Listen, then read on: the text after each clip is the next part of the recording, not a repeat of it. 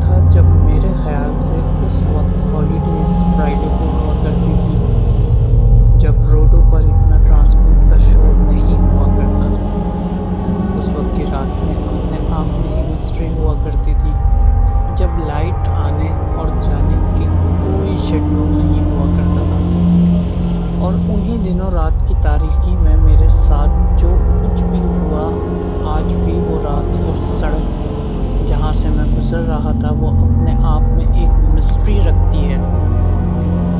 فیضان، میری عمر کوئی 22 سال کی ہوگی، کیونکہ میں صدر کی فیمس مارکیٹ میں جاب کیا کرتا تھا تو ہمارا فرائیڈے کو آف ہوا کرتا تھا۔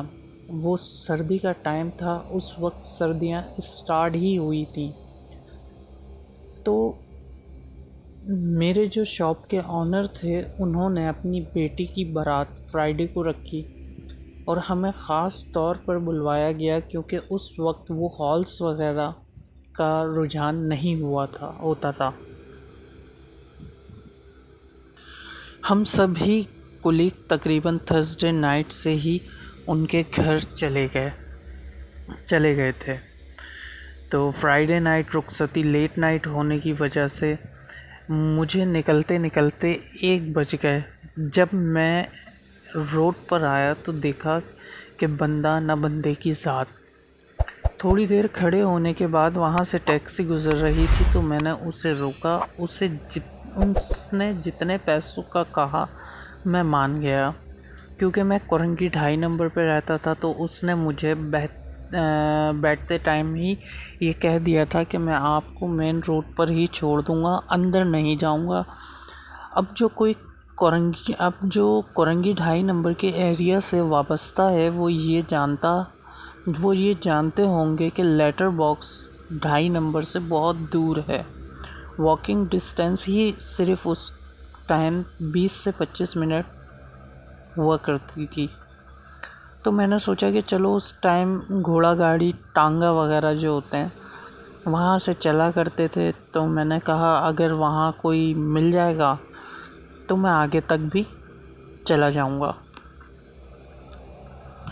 میں 2.5 نمبر پہ پہنچا تو میرے دل میں یہ بات آ گئی تھی کہ میں نے اس ٹائم یہاں آ کر بہت بڑی غلطی کر دی ہے، کیونکہ اس وقت اسٹریٹ لائٹس روڈ پر اتنے اچھے نہیں تھے، تو وہ ویسے بھی بہت اسپوکی لگ رہا تھا وہ منظر۔ خیر جب میں وہاں پہنچا تو پن ڈراپ سائلنس، اتنا کہ صرف ہوائیں اور میری دل کی دھڑکن کی آواز میرے کانوں تک آ رہی تھی، بس۔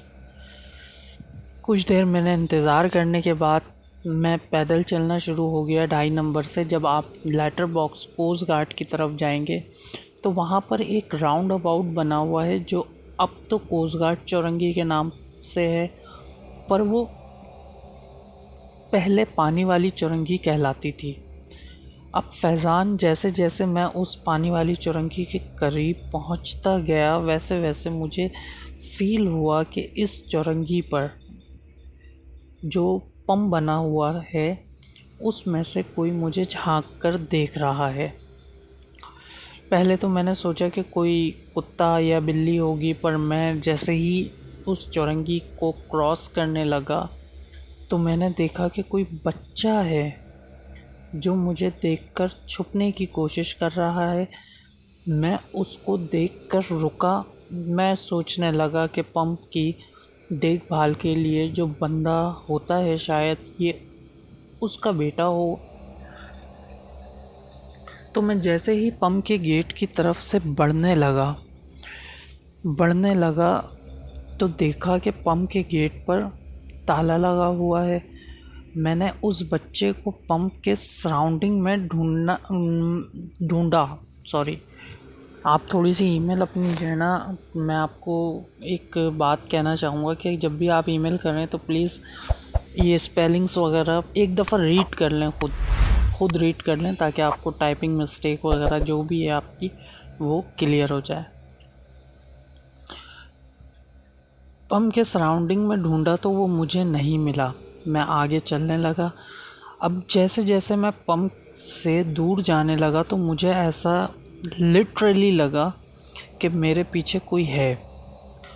تو جیسے ہی میں نے پیچھے مڑ کے دیکھا تو چرنگی سے وہ بچہ بھاگتا ہوا میرے پاس ہی آ رہا تھا. میں نے اس کو اگنور کیا اور اس دفعہ میں تیز تیز چلنے لگا.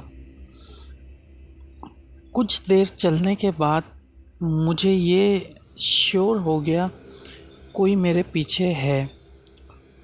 تو میں نے جب پیچھے مڑ کر دیکھا تو فیضان اس بچے کے نہ ہونٹ نہ ناک، مطلب مجھے آج بھی اس کا خوفناک چہرہ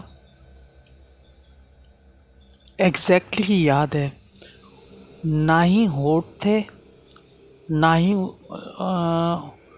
ہونٹ تھے ہی نہیں، ہونٹ تھے ہی نہیں. اس کی جگہ اس کے دانت مجھے کلیئر نظر آ رہے تھے، اور اس کی ناک تھی ہی نہیں. وہ میرے اتنے قریب کہ میں ہاتھ بڑھا کر اسے ٹچ کر لوں، لٹرلی اتنا قریب. میں نے پھر کچھ نہیں دیکھا. میں بھاگتا بھاگتا بے ہوش ہو کر روڈ پر ہی گر گیا. مجھے نہیں پتہ تقریباً 6 بجے صبح مجھے کوسٹ گارڈ کے سولجر نے ریسکیو کیا اور مجھے ہوش میں لے کر آئے. تو میں کچھ کہنے سے پہلے ہی انہوں نے میری پوری اسٹوری سنا دی کہ ہم اوپر سے یہی دیکھ رہے تھے کہ آپ کے ساتھ ہو کیا رہا ہے. جب آپ بھاگے تو وہ چیز غائب ہو گئی، اور جیسے ہی وہ غائب ہوئی تو ہم آپ کے پیچھے بھاگے.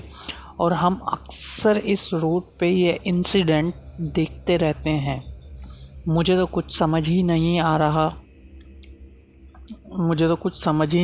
رہا تھا فیضان کہ میں کیا کروں اور میرے ساتھ ہوا کیا ہے. اس کے بعد 1 ہفتے تک میں اپنے بستر سے ہی نہیں اٹھ سکا، اور اب بھی میری نظر میں اس کا چہرہ ویسے ہی گھومتا ہے جیسے کل ہی کی بات ہو. اور بھی قصے ہیں میری زندگی کے. اگر زندگی رہی تو انشاءاللہ میں ضرور آپ کو ای میل کروں گا. اللہ حافظ. تو یہ تھے ہمارے ساتھ محمد سلیم صاحب فرام سیال کوٹ. اب یہ سیال کوٹ میں رہنے لگے ہیں. تو یہ آل رائٹ.